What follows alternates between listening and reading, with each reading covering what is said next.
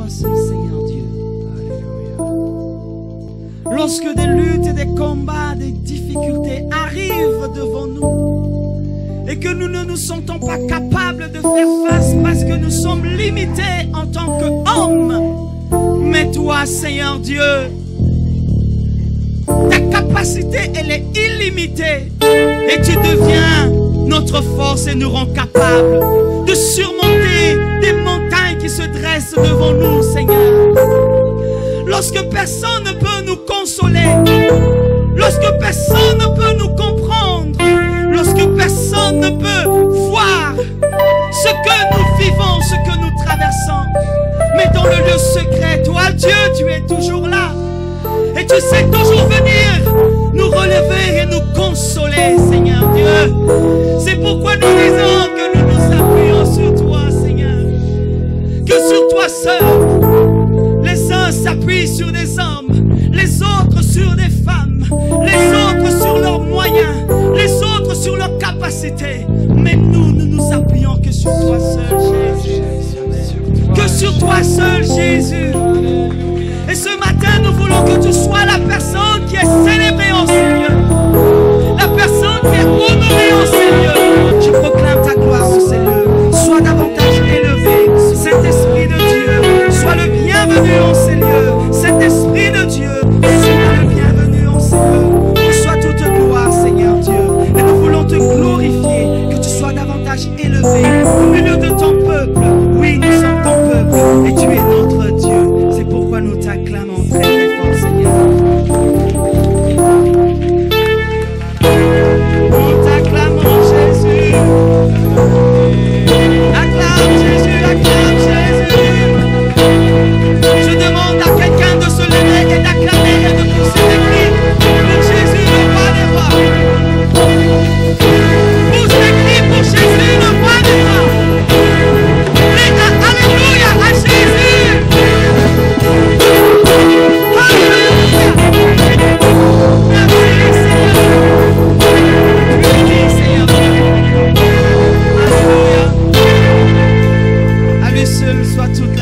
Merci au groupe de louanges.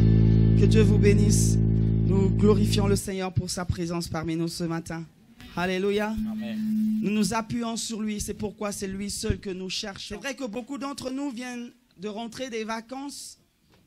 Et ça va être la rentrée pour les enfants.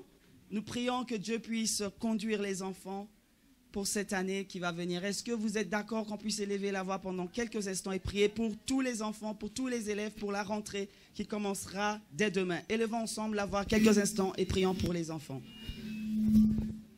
Oh Seigneur Dieu Tout-Puissant, je te remets nos enfants, je te remets chacun des enfants de l'Église, chacun des enfants de nos familles, chacun des enfants de nos amis, de nos connaissances, de nos voisins, des personnes qui sont directement ou indirectement liées à nous. Nous voulons placer, Seigneur Dieu, sous le contrôle de ton esprit, Seigneur, cette rentrée scolaire.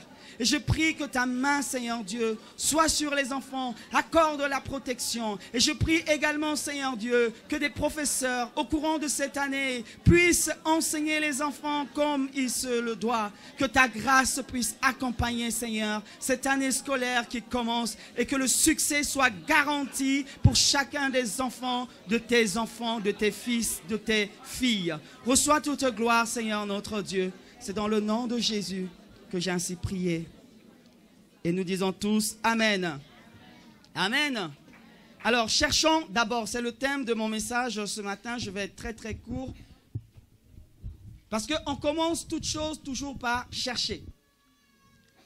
Alléluia. Quand on veut du travail, on cherche du travail. Quand on veut s'inscrire, on cherche l'école qui nous convient.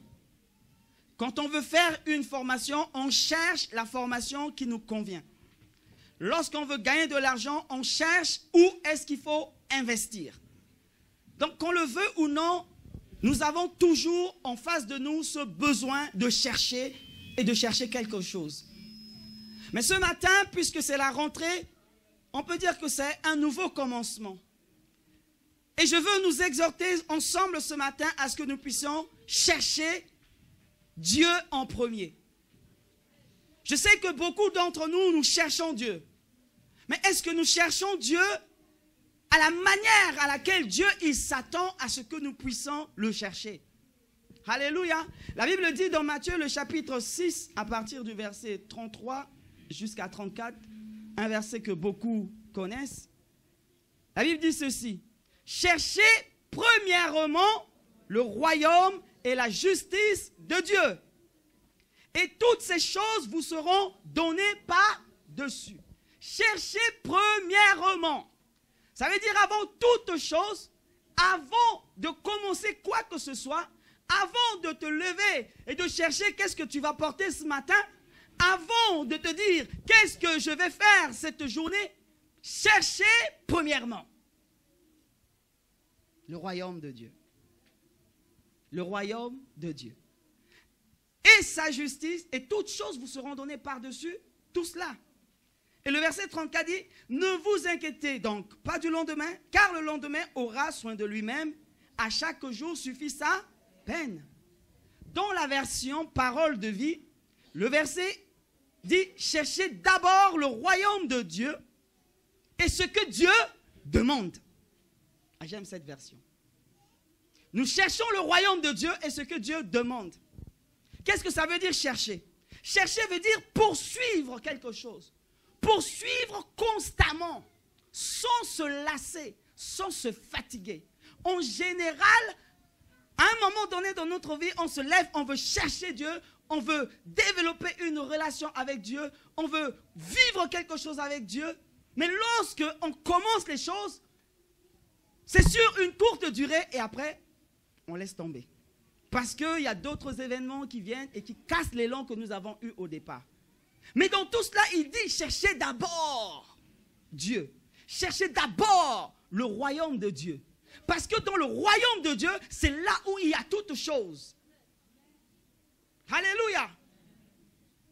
Beaucoup cherchent la bénédiction. Beaucoup cherchent la guérison. Beaucoup cherchent le miracle. Beaucoup cherchent à recevoir la prospérité. Beaucoup cherchent le mariage. Beaucoup cherchent une femme, ce qui n'est pas une mauvaise chose. Mais il dit chercher d'abord. Dis à ton voisin, cherche d'abord. D'abord le royaume de Dieu. Parce que vous savez, on peut recevoir la bénédiction sans pour autant recevoir le royaume de Dieu. Combien de personnes ont de grandes maisons? Ils n'ont pas forcément le royaume de Dieu. Combien de personnes sont riches? Ils n'ont pas forcément le royaume de Dieu. Alors si je cherche que la bénédiction, au lieu de chercher le royaume dans lequel la bénédiction se trouve, qu'est-ce qui est meilleur? Alléluia. C'est pourquoi Jésus, parce que si Jésus prend son temps de dire chercher d'abord le royaume, c'est que Jésus sait que c'est très très important le royaume de Dieu. Et nous avons une mauvaise compréhension de ce que c'est que le royaume de Dieu. Et Dieu, il dit, Jésus, il dit, cherchez d'abord ce royaume, et quand vous aurez trouvé ce royaume, alors tout le reste, naturellement, va arriver. Pourquoi? Voici les miracles qui accompagneront ceux qui auront cru.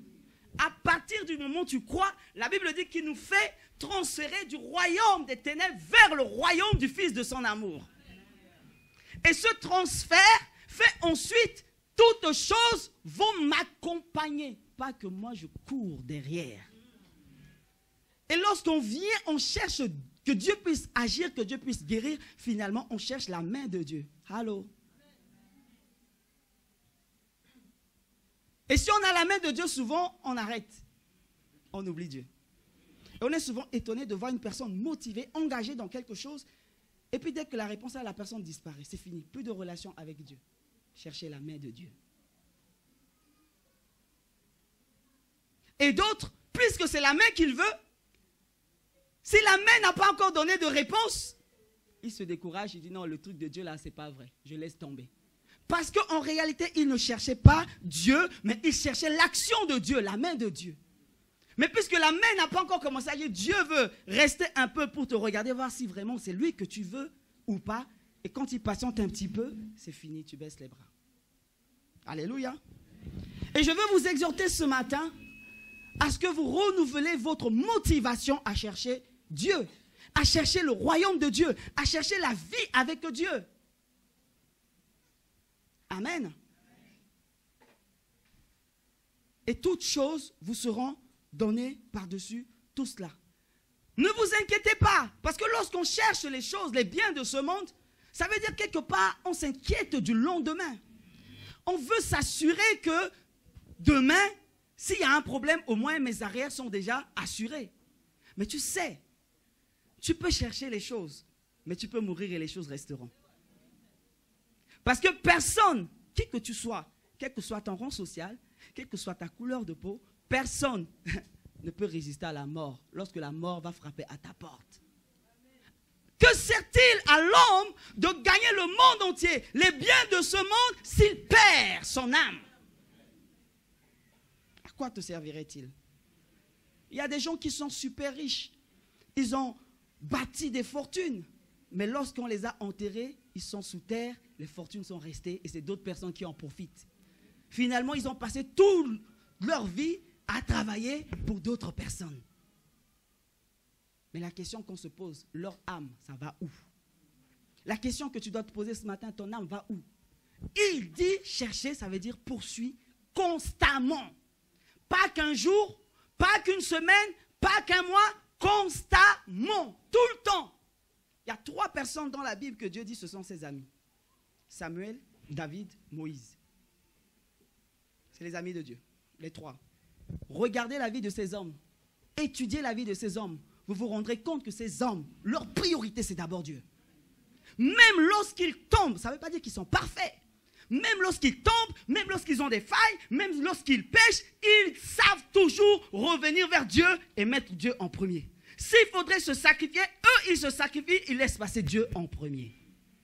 Cherchez premièrement Dieu. Amen. Dis à quelqu'un, cherche d'abord. Un cœur qui cherche, trouvera. Il dit, je me laisse trouver par quiconque me... Il n'y a personne qui dit, je veux rencontrer Dieu et Dieu ne se livre pas. Dieu n'attend que ça. Il dit, je me tiens à la porte et je frappe. Tout le temps, il est là, il frappe. Quand tu vas ouvrir la porte, ça veut dire que tu as décidé de le chercher. Et quand tu ouvriras la porte, enfin, il rentre, il dit, je resterai là, je souperai avec toi. Tes temps difficiles, je serai là. Tes temps de joie, je serai là. Il y a des moments, on traverse des périodes où on est comme tourmenté, où on ne comprend rien, où personne ne nous comprend, on n'arrive pas à s'exprimer, on n'arrive pas à expliquer ce qu'on vit. Mais dans ce genre de circonstances, Dieu, il est là. Dis à quelqu'un, Dieu sera toujours là. C'est pourquoi il faudra le chercher d'abord. Parce que celui qui est à côté de toi, celle qui est à côté de toi, ton ami, tes voisins, tes amis, pourront un jour te laisser tomber. Dieu ne te laissera jamais tomber. Il est toujours fidèle. Il commence avec toi, il terminera avec toi. La personne qui lâche souvent Dieu, c'est nous. Mais Dieu, il ne nous lâche jamais. Amen. Tu pars, Dieu est là. Quand tu reviens, il t'accueille. Mais ce qu'il voudrait, c'est que tu sois toujours avec lui afin que vous fassiez des exploits. Amen. Est-ce que je parle à quelqu'un? Dis à ton voisin, cherche Dieu. On a tous une destinée. On va quelque part. Personne ne vient sur la terre par hasard. Personne n'a un fruit d'hasard sur la terre. Parce que rendez-vous compte, scientifiquement on dit, avant la fécondation, il y a à peu près 450 millions de spermatozoïdes qui sont libérés. Et parmi ces 450 millions de spermatozoïdes, c'est comme s'il y avait 450 millions d'enfants qui allaient naître. Et les 450 millions font la course vers leur destinée qui les attend. Et dans ces 450 millions, vous vous rendez compte, il y en a un seul qui a réussi et c'est toi. Tu crois que ta vie est un hasard? Champion de 450 millions. Dis à ton voisin, je suis champion de 450 millions. Ça veut dire que tu as remporté même ce que personne sur la terre ne peut remporter un jour. Sur 450 millions, je suis arrivé. Et je suis là. Et tu es là. Béni soit le Seigneur. Parce que c'est lui qui a rendu cela possible. C'est pourquoi nous le cherchons d'abord.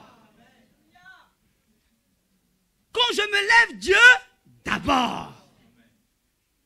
Quand je marche, Dieu, d'abord. Quand je veux faire un projet, Dieu, d'abord. Quand je veux prier, Dieu, d'abord. Si je veux adorer Dieu, d'abord. Mes enfants, Dieu, d'abord. Pour toutes choses, Dieu, d'abord.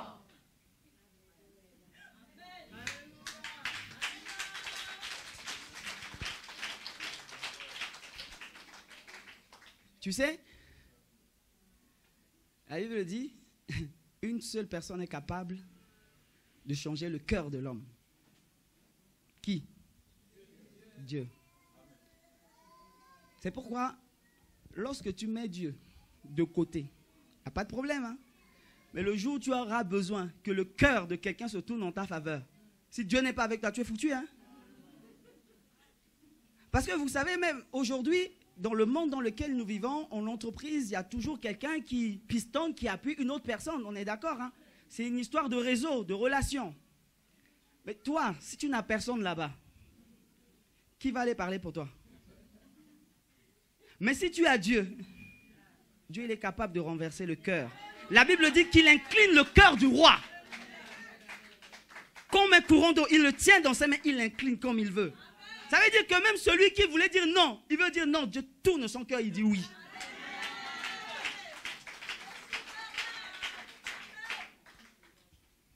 Celui qui voulait s'opposer à toi, il se lève pour s'opposer, il met des choses en place. Au dernier, non, lui-même il dit, je ne sais pas, mais finalement je crois que je me suis trompé. Il nous faut ce monsieur, il nous faut cette madame-là.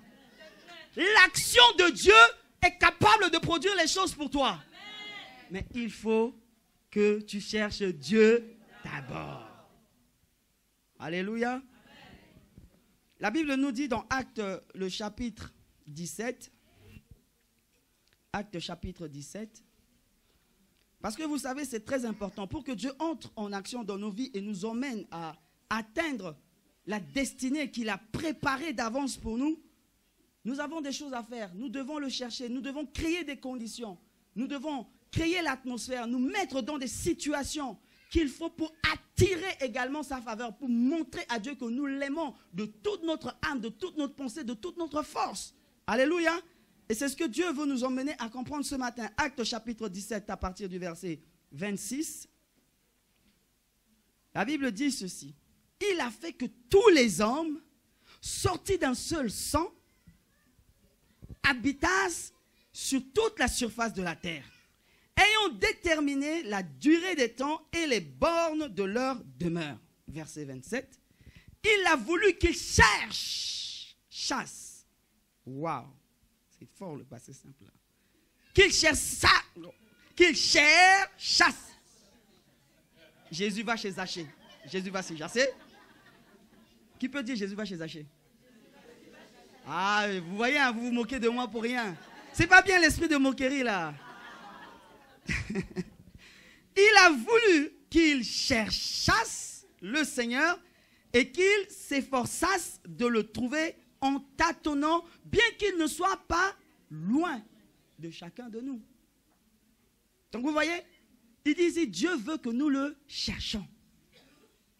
Il veut que nous le poursuivons tous les jours, constamment.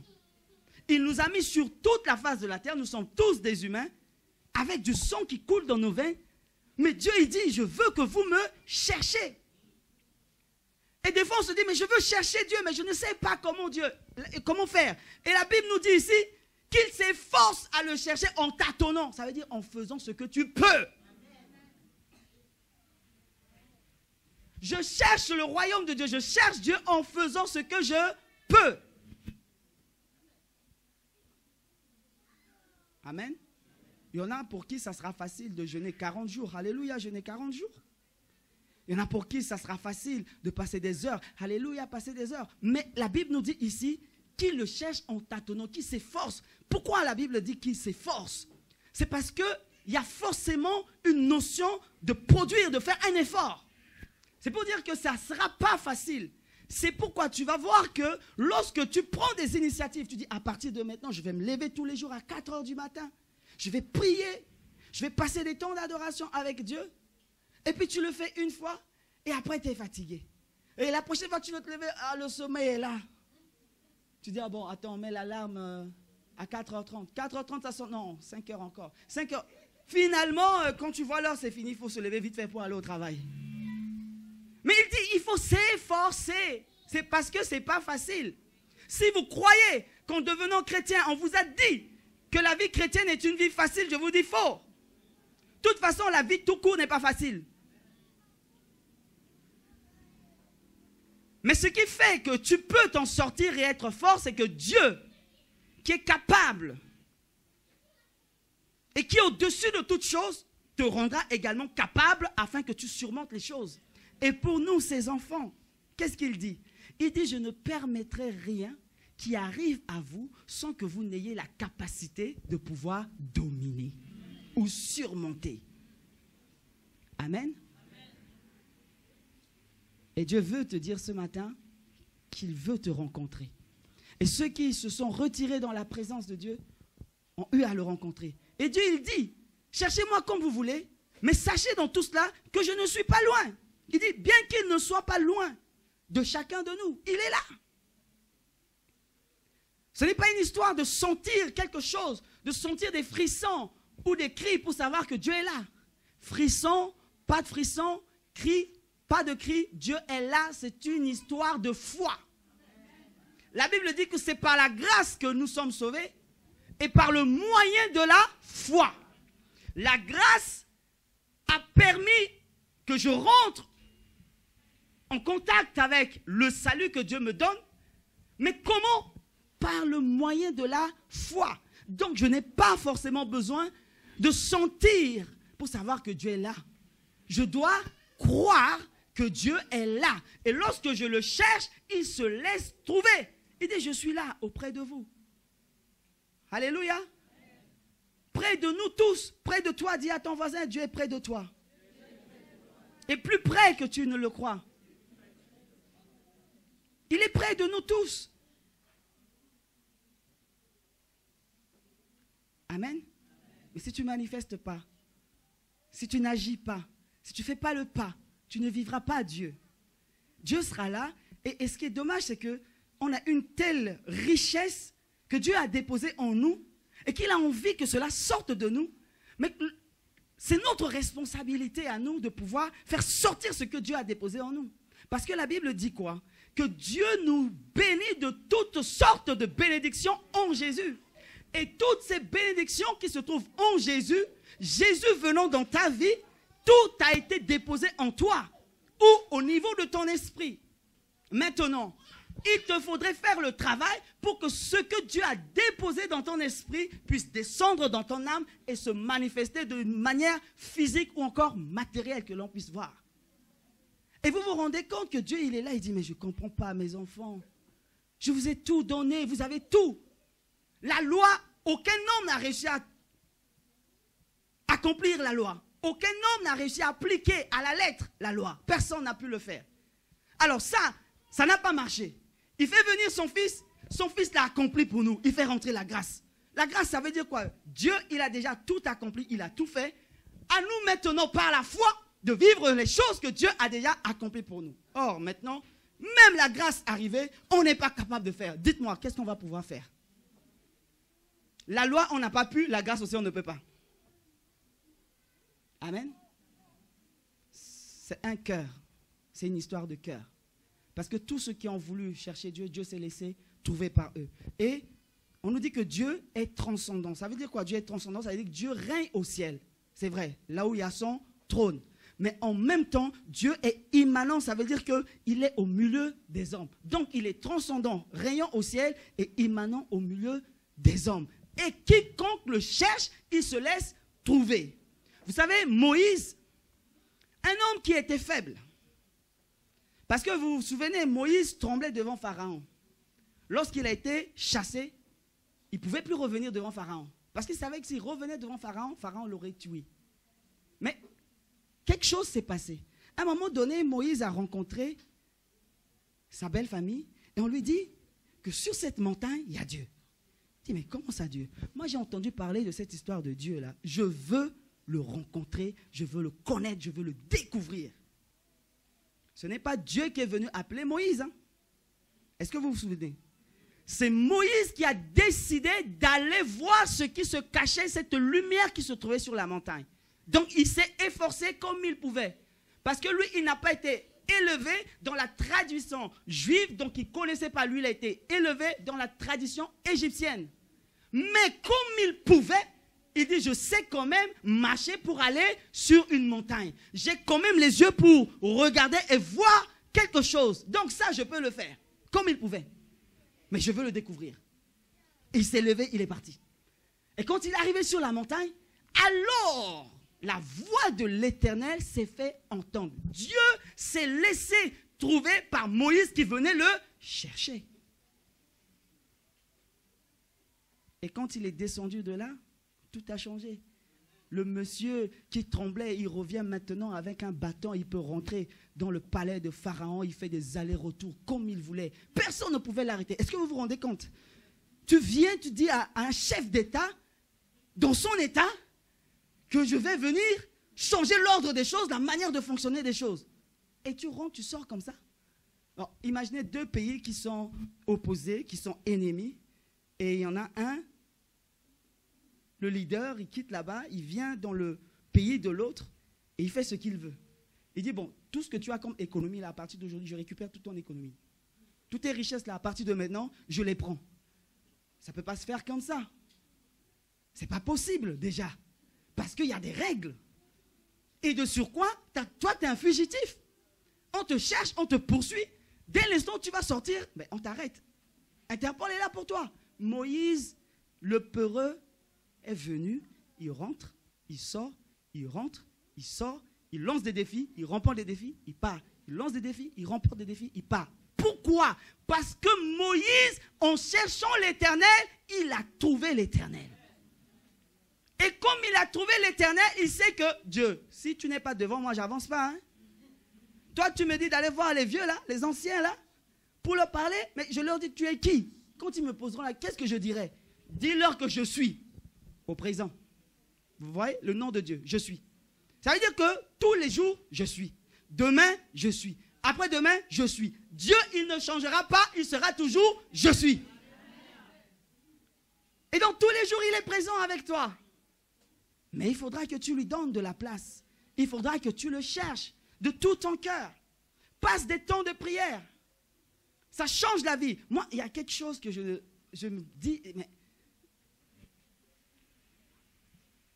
comment, j'ai l'impression que les gens qui ont cru au Seigneur dans les années 90 ont une autre manière de voir et de faire les choses avec Dieu par rapport à ceux qui ont cru à Dieu dans les années 2000, etc. Parce que je me rappelle le jour où j'ai rencontré Dieu dans ma vie. Dieu est venu dans ma vie. Lorsqu'il est arrivé, je cherchais partout où il y a des rencontres de prière pour aller prier. J'avais juste soif de rester dans la présence de Dieu. J'avais soif, je voulais participer à toutes les réunions. Et les réunions que je participais pour prier, je ne viens pas pour recevoir, je viens pour adorer Dieu. Pour prier, pas pour vivre quelque chose. J'avais juste envie d'être là où il y a la présence de Dieu. Et c'est ça qui me motivait tous les jours. Tellement que je cherchais cela, que les réunions ne me suffisaient pas. Que moi-même, je produis mes réunions de prière. Je fais mon culte personnel. Moi-même, je suis le président de culte. Moi-même, je fais la louange. Moi-même, avec mes mauvaises voix. Moi-même, je fais l'exhortation. Moi-même, je prie. Je célèbre Dieu. Je passe des nuits de veillée de prière seul. Parce que je veux Dieu.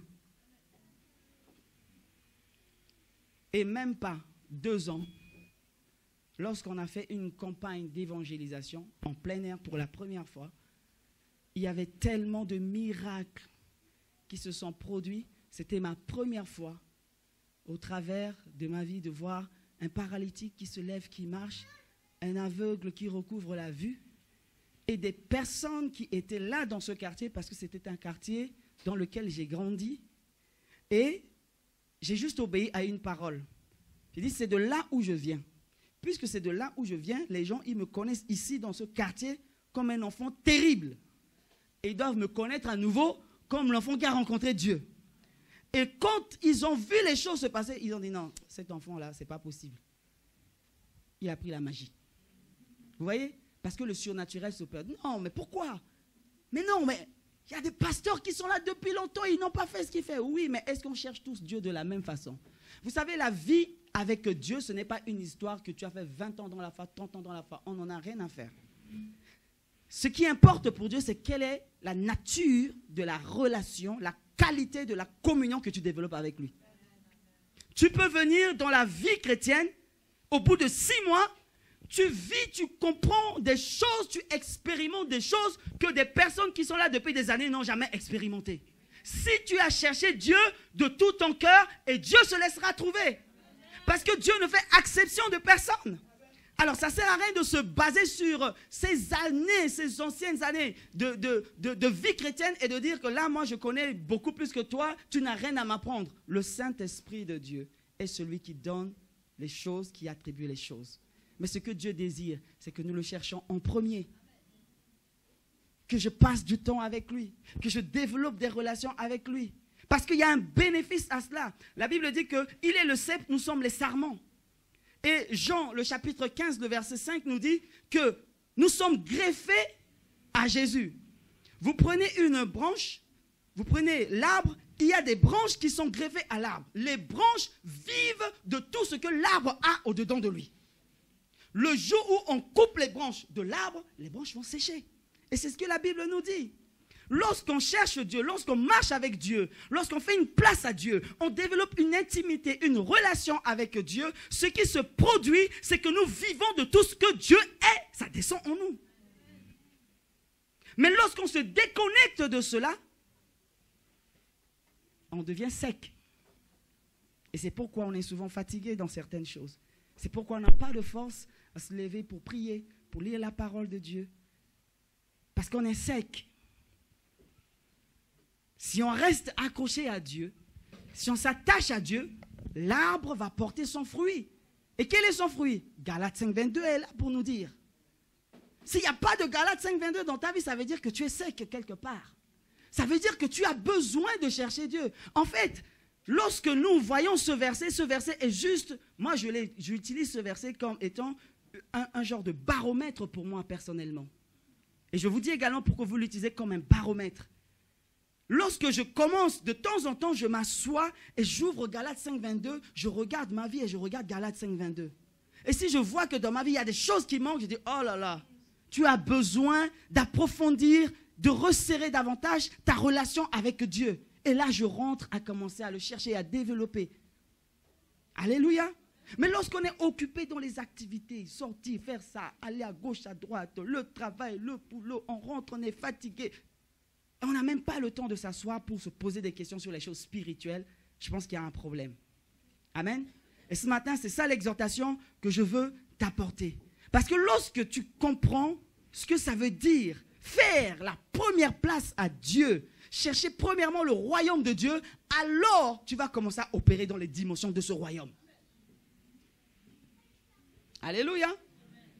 Tu vas commencer à opérer dans les dimensions du royaume de Dieu. Tu veux comprendre ce que c'est que les dimensions du royaume de Dieu? Regarde comment Jésus a agi quand il était sur terre. Il manifestait le royaume de Dieu. C'est ce qu'il disait.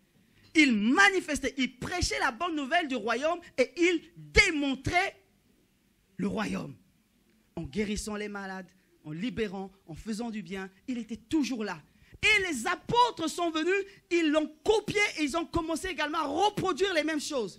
Et avec l'action et l'effusion du Saint-Esprit de Dieu, le royaume a commencé à se manifester de manière visible. Au point où on a dit, ces gens-là, c'est des chrétiens. Ça veut dire, ces mecs-là, ils font ce que Christ faisait. Alléluia. Lorsque on donne la première place, on cherche premièrement Dieu, son royaume, ce que Dieu demande. Et qu'on trouve cela, on va commencer à opérer dans la dimension. Ça veut dire quoi, opérer dans la dimension du royaume de Dieu? Ça veut dire que tu commences toi-même à contrôler les circonstances autour de toi. Ce n'est pas les circonstances qui te contrôlent. Nous subissons en général nos journées. Nous subissons les choses. Nous subissons les pressions. Nous subissons. Or, une personne qui opère dans les dimensions du royaume de Dieu manifeste les choses et c'est lui qui les contrôle. Vous vous souvenez? Est-ce que tu as déjà commandé au jour de se lever? Alléluia. Et ce matin, la parole que je t'annonce, c'est cherche d'abord Dieu. Et tu ne seras jamais dessus si tu cherches le Seigneur. Et tu comprendras que les choses vont devenir, tu les feras à une facilité que personne ne comprendra. Et ce que, même quand les circonstances, les souffrances vont arriver, on aura l'impression que tu souffres, mais tu ne souffres pas. Parce que toi-même, tu te poseras la question, il y a des moments où je traversais des temps difficiles, et pendant ces temps difficiles, moi, je suis dans mon intelligence, je sais que c'est des choses difficiles. Mais au-dedans de moi, j'ai l'impression que je ne ressens rien. Je ne sais pas si ça vous arrive. Où il y a des choses, vous ne vous expliquez pas. Vous avez une telle paix, une paix qui ne s'explique pas. C'est normal. C'est parce qu'il y a la présence de Dieu qui est là et il nous dit, il nous donne la paix et cette paix qu'il nous donne surpasse toute intelligence. Ce que l'homme ne peut donner, ce que personne ne peut comprendre. Cherchez premièrement le royaume de Dieu. Tous ceux qui ont cherché le royaume de Dieu n'ont jamais été déçus. Il y a des hommes qui ont bouleversé le monde lorsqu'ils ont pris la décision de chercher le royaume de Dieu. Aujourd'hui, on parle de réveil, on parle des choses qui se sont passées. Il y a des hommes, par exemple, comme Smith, le pasteur Smith Wigglesworth. L'histoire de la vie de cet homme était incroyable. La Bible dit que lorsqu'un homme rencontre le Seigneur, sa destinée change. Lorsque la mort et la vie se rencontrent, la vie a toujours triomphé de la mort. Et cet homme, un jour, il reste chez lui. Il se dit, non, je pense que dans ma vie, dans mon ministère, il y a quelque chose qui ne marche pas. Et il a commencé à chercher Dieu. Il a commencé à chercher Dieu. Il a commencé à chercher Dieu.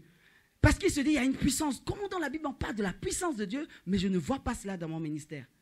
Et un jour, il est arrivé dans une réunion. Le Saint-Esprit est tombé sur lui et le Saint-Esprit lui a dit, annonce juste une parole.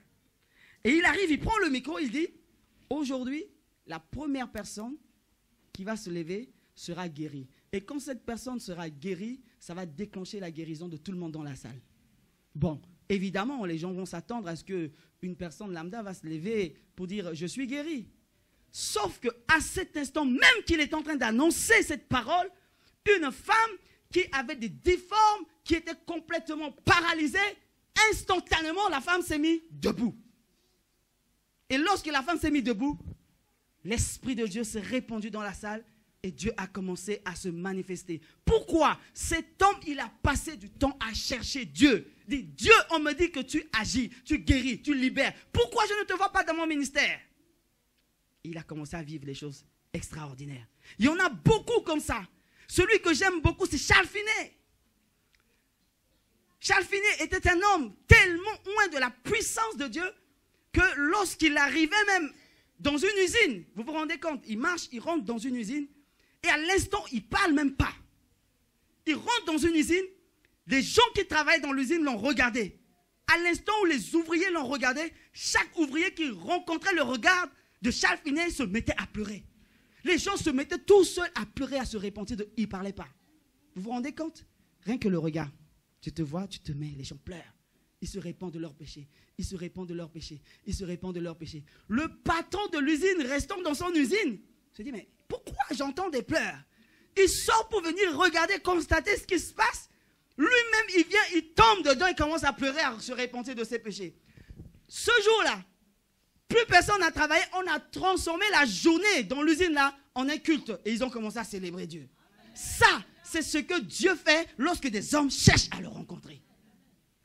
Et ce Dieu, il n'a pas changé.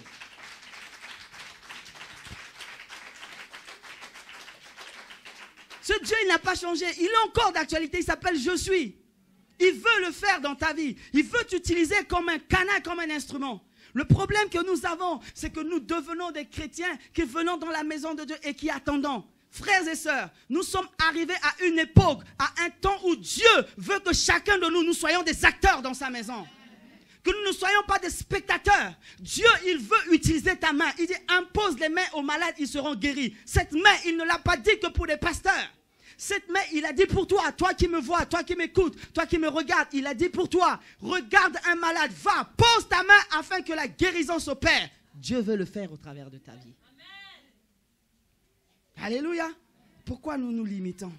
Pourquoi nous raisonnons? J'obéis simplement à la parole de Dieu. Je pose la main et je laisse Dieu opérer son miracle.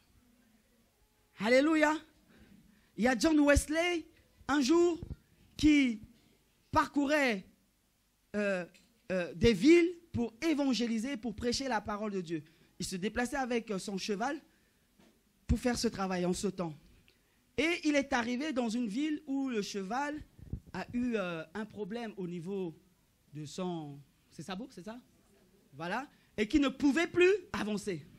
Alors il descend, il se dit, mais qui peut m'emmener dans les réunions? Parce qu'il avait une réunion qui l'attendait. Il a commencé à regarder autour. Il n'y avait personne pour le secourir.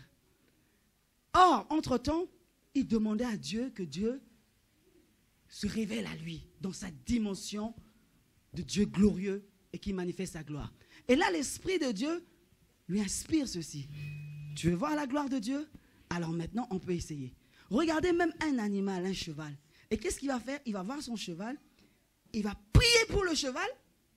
Et quand il a prié pour le cheval était complètement guéri et il remonte sur le cheval, il parcourt son évangélisation et son travail. Vous vous rendez compte de ce que Dieu est capable de faire de manière instantanée, juste parce que Dieu veut nous montrer quelque chose. Mais cela est possible que si tu le cherches. Dis à quelqu'un, cherche Dieu. Dis maintenant, moi je cherche Dieu. Quand on arrive dans l'église, pourquoi aujourd'hui, dans nos cultes, quand je parle de nos cultes, je ne parle pas que de nous, je parle de toutes les églises. Et on a, vous arrivez, vous voyez, c'est difficile que le culte démarre. Le culte commence, il faut peut-être 1 heure de temps pour que les gens arrivent à rentrer, à vivre les choses, à se lâcher, à exprimer les choses à Dieu. Pourquoi? Parce que très souvent, quand on se réveille le matin, première des choses, on prend nos téléphones, on regarde. Si on a reçu un SMS, si on a reçu un appel, si on a une notification, on commence à dire, qu'est-ce que je vais faire? Aujourd'hui, mon programme, ça va être ça, ça, ça. On se réveille, très souvent, on part. Vous savez, si chacun de nous ici, à ton réveil le matin, avant de venir au culte, que tu passes un petit temps avec Dieu seul, à l'instant où tu es en train de franchir le seuil de cette porte, il y a la présence de Dieu qui vient avec toi, qui se libère. Si chacun de nous, nous venons dans cet esprit, dans cette attitude, dans cette mentalité, avec la présence de Dieu que nous avons démarré chez nous, que nous ramenons à peine rentrés dans l'église, nous voyons la gloire de Dieu se manifester. Et les choses se manifestaient dans l'église primitive parce que les gens, ils venaient déjà avec la présence de Dieu qui traînait avec eux. Mais nous, on se réveille, on fait plein de choses. On ne cherche pas Dieu en premier. On ne cherche pas quelques minutes de prière avec lui, quelques minutes de connexion avec le Saint-Esprit. Et quand on arrive ici, c'est à ce moment qu'on démarre. Et vous voyez le temps que ça met pour qu'on rentre. Finalement, quand on est en train de rentrer dans les profondeurs des choses, l'heure est finie, il faut s'arrêter. La chose la plus importante dans un culte le dimanche, ce n'est pas la prédication. La chose la plus importante dans un culte, c'est lorsque le peuple de Dieu ouvre sa bouche, lève ses mains, adore son Dieu et le célèbre. C'est ça la chose la plus importante. Mais beaucoup nous venons et c'est ce que nous mettons de côté. Alléluia. Il faut qu'on dise aux gens, levez-vous pour que les gens se lèvent pour louer Dieu. Élevez la voix pour adorer Dieu, pour que les gens se lèvent, ouvrent la bouche pour adorer Dieu. On ne devrait pas avoir à vous dire ce genre de choses. Si Dieu est dans ton cœur, ta femme ne te demande pas de lui dire que tu l'aimes pour que tu lui dises que tu l'aimes. Ça sort de toi. Alléluia. Pour ceux qui sont mariés, tu vas à la mairie, là, on te dit, voulez-vous prendre pour... Ne dis rien, reste tranquille, on verra si on va vous déclarer mari et femme. On vous pose la question, vous dites oui. Il y a toujours une parole. Cette parole qui sort de ta bouche, c'est ce qui est dans ton cœur que tu exprimes. Pourquoi on doit te demander pour que tu élèves la voix et que tu adores le Dieu qui s'est fait chair, qui est descendu sur la terre et qui s'est livré pour toi, alors que tu étais destiné pour l'enfer. Et il a accepté de prendre ta place. Et maintenant, il faut qu'on te demande, remercie-le pour cela, pour que tu le remercies. Vous voyez? Il y a des choses simples, frères et sœurs. Ce matin, c'est une exhortation que je te fais. Cherchons d'abord Dieu. Je ne l'ai pas encore trouvé. Le jour où tu crois que tu l'as trouvé, ça veut dire que c'est le jour où tu vas être déconnecté de lui. Je le cherche encore. Et je veux davantage le chercher. À chaque fois que je vais dans sa présence, je trouve quelque chose, je viens, je donne au peuple. Je vais, je cherche, je trouve encore, je viens, je donne au peuple. Et si chacun de nous faisons comme ça, un dimanche, ce n'est pas forcément un pasteur qui va se lever, qui va prendre le micro pour prêcher. Il peut dire une parole de 5 minutes. Il y a une sœur qui se lève également, qui a une parole de 5 minutes qui libère. Il y a un frère qui a une exhortation de 10 minutes qui libère. Chacun de nous apporte quelque chose. Et nous célébrons Dieu avec le groupe de louanges. Même les pianistes, même la manière à laquelle tu joues. Tu vois celui qui joue pour adorer Dieu en jouant et tu vois celui qui joue pour jouer.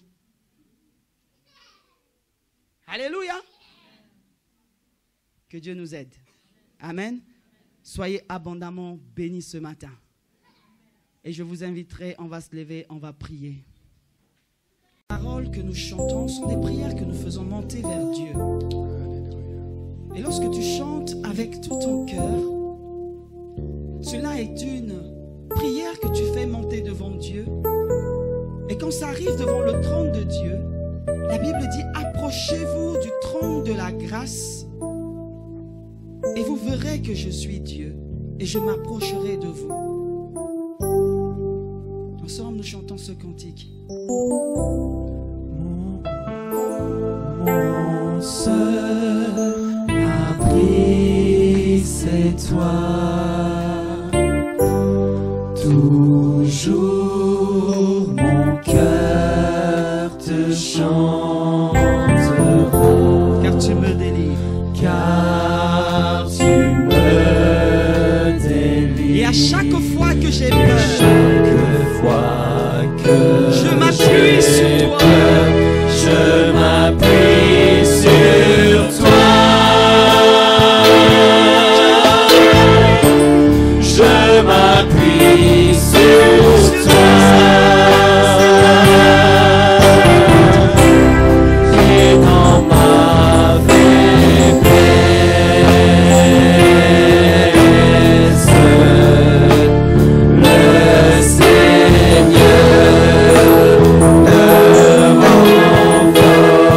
Mon seul abri, c'est toi, Seigneur. mon seul abri, c'est toi. Quand tout tombe à gauche, à droite, je me cache sous tes ailes. Toujours mon cœur C'est pourquoi toujours, Seigneur, nous élevons des chants en ton honneur. Car tu es celui qui nous délivre, Seigneur Dieu. Et à chaque fois que nous avons peur, nous nous appuyons sur toi, Jésus.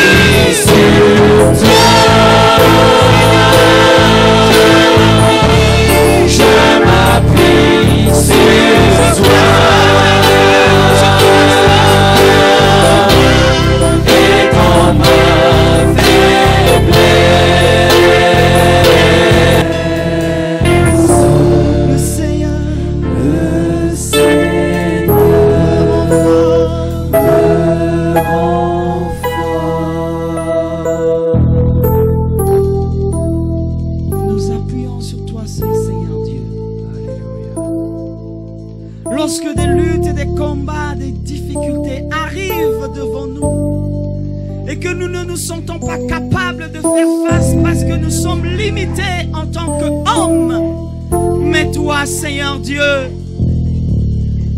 ta capacité, elle est illimitée et tu deviens notre force et nous rends capables de surmonter des montagnes qui se dressent devant nous, Seigneur. Lorsque personne ne peut nous consoler, lorsque personne ne peut nous comprendre, lorsque personne ne peut voir ce secrets. Toi, Dieu, tu es toujours là. Et tu sais toujours venir nous relever et nous consoler, Seigneur Dieu. C'est pourquoi nous disons que nous nous appuyons sur toi, Seigneur. Que sur toi seul. Les uns s'appuient sur des hommes, les autres sur des femmes, les autres sur leurs moyens, les autres sur leurs capacités. Mais nous ne nous appuyons que sur toi seul, Jésus. Que sur toi seul